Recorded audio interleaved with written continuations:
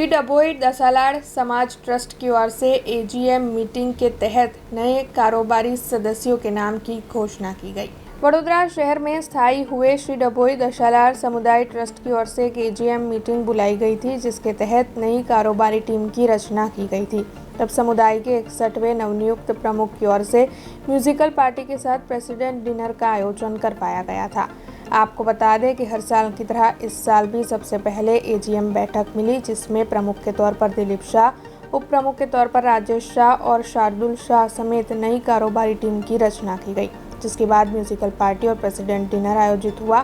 गरबा का भी आयोजन हुआ था और समुदाय के लोग इस दौरान बड़ी तादाद में मौजूद रहे थे। सामाजिक संगठनों નેજા હેઠળ અલગ અલગ સંગઠનો કામ કરતા હોય છે અને એમાં પણ ડભોઈ દસાલાડ સમાજ, જેમાં 2024ના પ્રમુખ તરીકે દિલીપભાઈ જી શાહની જે વરણી થઈ છે, સર્વાનુમતે તમામ લોકોએ એમને એક સાથે વરણી કરી છે।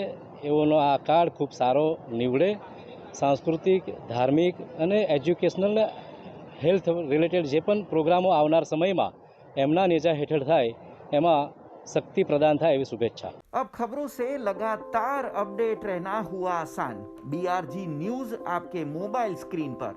आज ही बीआरजी न्यूज की mobile app Google play store और ऐप स्टोर से डाउनलोड करें और खबरों से लगातार जुड़े रहें।